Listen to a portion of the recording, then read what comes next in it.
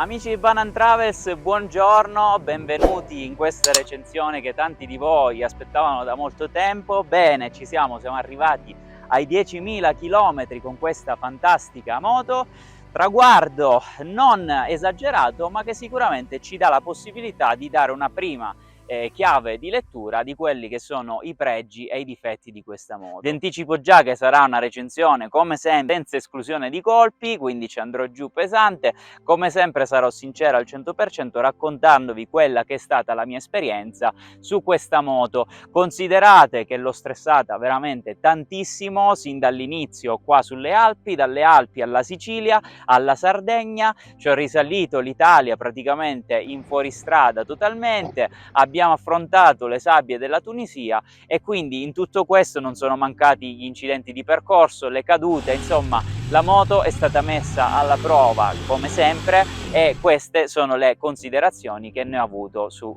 questo periodo di tempo. Partiamo quindi dal cuore della moto, partiamo dal motore, questo 800 cc derivato dal KTM ma rielaborato e possiamo dirlo grandemente migliorato. Non sussiste più quel problema riscontrato su tante 790 della rottura dell'albero a camme, ormai comprovato da diversi utenti che dopo un utilizzo più lungo di 20-30.000 km l'hanno smontato e hanno visto che l'albero a camme era ancora perfetto, non ci sono problemi alla frizione, l'abbiamo anche stressata tanto e non ha mai dato nessun tipo di problema. L'unico accorgimento, come vi dicevo già nel video dei 2000 km che ho dovuto fare, è stato quello della leva a frizione corta, poiché l'escursione non era tanta, ma a parte questo il motore si è comportato benissimo, nessuna trafilazione d'olio, nessuna perdita. Ma andiamo a vedere adesso qual è il feeling che ci dà questo motore. Il feeling rimane quello che avevo avuto nei primi 2000 km, non è un motore facile, è un motore che non è adatto a mio parere a piloti inesperti. Se ci si avvicina all'off-road con questa moto potrebbe risultare non proprio facile. Come già vi dicevo, l'erogazione è cattiva, è brusca, è molto imprecisa e rimane ancora quel discorso che possiamo chiamare, diciamo, dell'on-off che Cove da casa non ha ancora risolto, per quanto chi ha acquistato le nuove versioni Euro 5 Plus, che attualmente sono in commercio, riferisce che la questione si sarebbe un po' sistemata, ma su questa versione che è ancora l'Euro 5 il discorso on-off rimane e non è proprio semplice da gestire.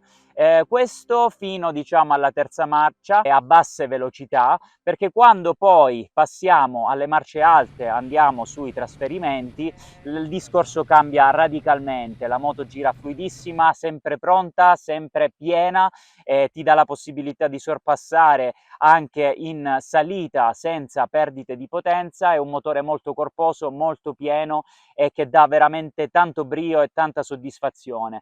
In merito al discorso on-off ci sono diverse modifiche in commercio sulla centralina, sulla Yacht, ma purtroppo nessuno di questi produttori fornisce delle garanzie o comunque sa dare effettivamente delle spiegazioni su come questi prodotti possano effettivamente migliorare la risposta del motore, quindi si rischia di spendere 300-400 euro inutilmente per poi trovarci una moto che magari va anche peggio di come andava prima. Quindi questo rimane un discorso che secondo me Cove dovrebbe un attimino approfondire e migliorare. Cambio morbido nelle prime marce, purtroppo sfolla diverse volte tra la quinta e la sesta. Per quanto riguarda invece i consumi sono veramente bassi, sono assolutamente nella media di categoria, ci teniamo tra i 20-21 km al litro e le differenze quando si viaggia a pieno carico in coppia non si avvertono minimamente, quindi assolutamente promossa sotto questo punto di vista. Passiamo quindi al discorso ciclistica e telaio. E allora chi segue questa moto sa che non ha rivali per quanto riguarda il rapporto peso-potenza. Esplorare con questa moto significa avere i pro di una monocilindrica e i pro di una bicilindrica. 170 kg a secco vuol dire che anche una persona leggera come me, 65 kg, riesce a rialzarla quando cade senza grossi problemi. E devo dire che questo mi ha rivoluzionato tantissimo il modo di andare in giro, il modo di fare enduro, anche da solo. Per quanto riguarda il comparto sospensioni, non è un comparto sospensioni brillante, è mediocre, un po' come tutti i comparti sospensioni delle moto di serie. Risponde in maniera un po' rigida sui fondi sconnessi pietrosi, quindi sulle lastre, sullo sconnesso pietroso, va un po' meglio sul pavé e sui fondi magari un po' più morbidi. Su strada si comporta abbastanza bene, non è troppo reattiva, ma comunque si difende abbastanza bene. Per quanto riguarda un comparto sospensioni di serie, fa quello che deve fare. Il plus sicuramente è la presenza dell'ammortizzatore di sterzo, che aiuta non poco quando si fanno dei lunghi rettilinei sterrati a velocità sostenute, dove si potrebbe perdere la stabilità del manubrio, e sicuramente avere questo elemento è un qualcosa in più che poche moto in circolazione della stessa categoria hanno. Come già detto in precedenza, la Covo 800X è una moto molto comoda e confortevole. Non è una GS 1300, non è una Africa Twin, ma sapere di avere una moto sempre pronta a fare del fuoristrada senza problemi, e allo stesso tempo avere una moto molto comoda e viaggiare in poltrona in autostrada è sicuramente una positività enorme. Si viaggia abbastanza bene anche in coppia, la sella è bella larga, ci si sta in maniera molto confortevole, è forse un po' più corta rispetto a quelle delle competitor, ma sicuramente molto più comoda rispetto ad una Tenere o ad una Touareg, dove le selle sono molto più strette. Sicuramente questo avvantaggia leggermente in fuoristrada, ma per quanto riguarda l'abitabilità della sella, la Covo 800X si comporta molto meglio. L'abbiamo stressata tanto in Tunisia, facendo praticamente 2000 km in coppia, dove siamo stati molto comodi, con tutte le valigie e il carico del caso. E la cosa che sicuramente ci ha stupito di più è stata la possibilità di fare le dune di sabbia in coppia e a pieno carico, senza mai fermarci, senza mai cadere neanche una volta, una cosa che sicuramente non tante moto ti permettono di fare, quindi sicuramente assolutamente apprezzabile. La sella, anche se un po' dura, sul lungo risulta effettivamente davvero comoda, e devo dire che io su tutte le moto che ho avuto ho sempre avuto la necessità di rifare la sella da un artigiano. Su questa moto non c'è stata la necessità, nonostante i miei problemi di schiena. Devo dire che a livello lombare non patisco quasi mai, la seduta è veramente confortevole, veramente comoda, quindi assolutamente promossa. Passiamo quindi al comparto tech d'elettronica della moto, che per quanto sia molto completo ha delle lacune che comunque non mi piacciono, e adesso vi spiego passo passo. Allora, partiamo dalle cose positive: display molto grande, forma simile a quello della Tenere 700, ma assolutamente più avanzato, completo di tante funzioni. Anche la questione dei sensori di pressione è un'aggiunta non da poco. Cosa non mi piace? In primis le riding mode, sono soltanto due, Eco e Sport, ma praticamente la modalità Sport è inutilizzabile. Già in modalità Eco, che è quella che uso sempre, come vi dicevo, la moto è bella brusca, la potenza viene scatenata in maniera molto arrogante. La modalità sport è praticamente inguidabile, quindi mi sarebbe piaciuto di più se avessero fatto piuttosto una modalità un po' più tranquilla, e regolando sempre la questione della erogazione della potenza in maniera un po' più pesante. Delle due mappature non si può customizzare nulla sostanzialmente, ma abbiamo la possibilità di rimuovere il traction control e l'ABS. Per quanto riguarda il traction control c'è la possibilità di disinserirlo permanentemente, ovvero fino a quando non lo reinseriremo noi manualmente. Per quanto riguarda invece l'ABS, questa funzione non c'è, e quindi in sostanza ogni volta che dobbiamo girare la chiave, che spegniamo la moto e poi la riaccendiamo, ci ritroveremo l'ABS reinserito. E allora questo probabilmente è stato fatto per un discorso di sicurezza, tutto va bene, ma su una moto che viene utilizzata e il cui contesto prevalente dovrebbe essere quello del fuoristrada, è un discorso non solo fastidioso ma anche pericoloso, perché su fondi sconnessi e fuoristradistici l'ABS quando entra in funzione non ti fa frenare la moto, quindi ti porta anche a situazioni abbastanza pericolose. È fastidioso, la cosa più fastidiosa è anche il fatto che per inserire o disinserire queste funzioni dobbiamo essere fermi, quindi se siamo in movimento non possiamo regolare le varie impostazioni, ti fa perdere tempo quando appunto ti trovi a passare magari dalla strada al fuoristrada e devi ogni volta fermarti e regolare le varie impostazioni e ricordartelo, perché appunto l'ABS ogni volta che giri la chiave si reinserisce. Funziona tutto a dovere, ma appunto questi piccoli particolari secondo me potevano essere studiati diversamente. Passiamo quindi al discorso che più intimorisce i potenziali acquirenti di questa moto, che è la questione affidabilità e assistenza. Sicuramente motivata dalla questione che Kove è sul mercato da veramente poco e quindi non si conoscono quelle che sono le sue doti di affidabilità nonché di cura del cliente.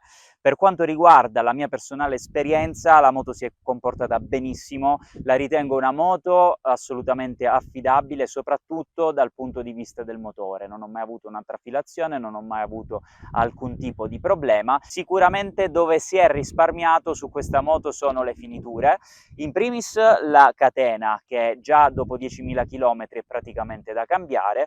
Su queste piccole cose tra l'altro si annoverano anche i cuscinetti di sterzo, che sono l'unico intervento appunto che ho dovuto eseguire in officina per questa moto. Cuscinetti di sterzo che si sono rotti a circa 6.000 km, ma sappiamo che ormai sulle moto si risparmia su queste piccole cose.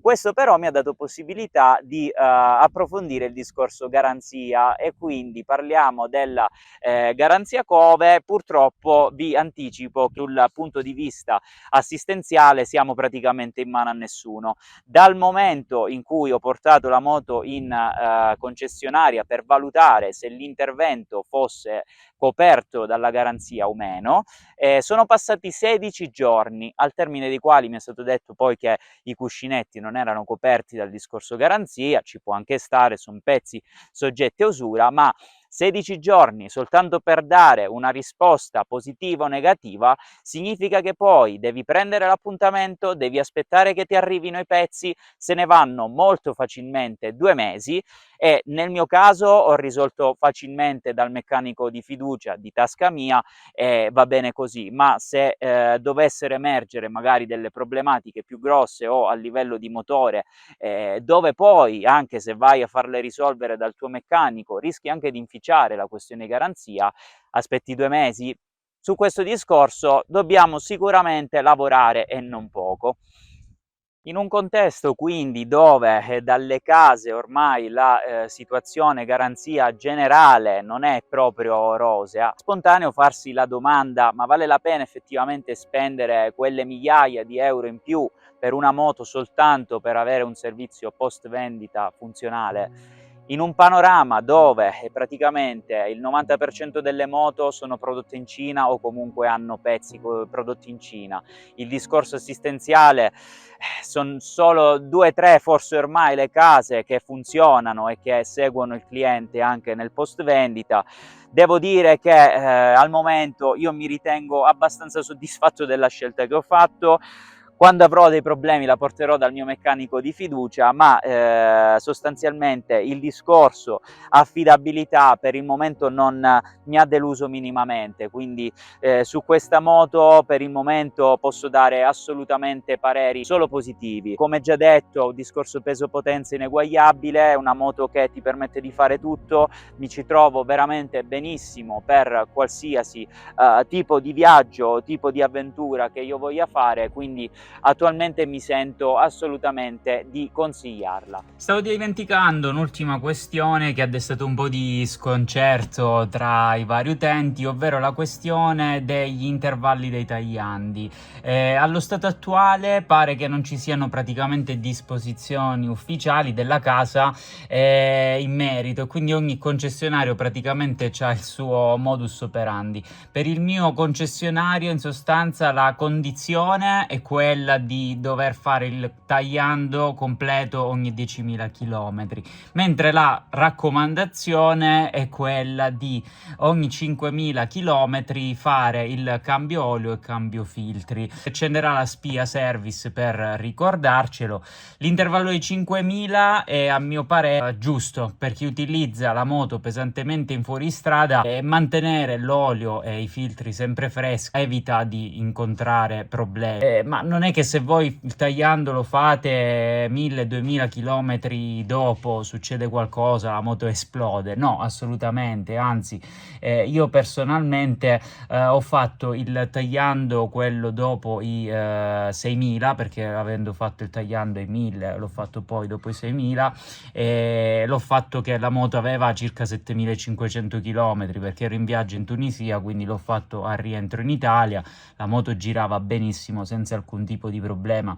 Sinceramente penso che sia più realistico questo intervallo che viene raccomandato da Cove, piuttosto che l'intervallo che viene magari dato da KTM, o non so se anche altre lo hanno, dei 15.000 km, che su una moto che fa tanto fuoristrada sono veramente troppi per fare il tagliando. Quindi io non mi starei più di tanto a preoccupare per la questione di questi tagliandi ogni 5.000, anzi fatevelo. Se ancora fate il tagliando ogni 10.000 e utilizzate la moto in maniera anche intensa, fatelo prima, fatelo a 6-7.000 anche sulle vostre moto.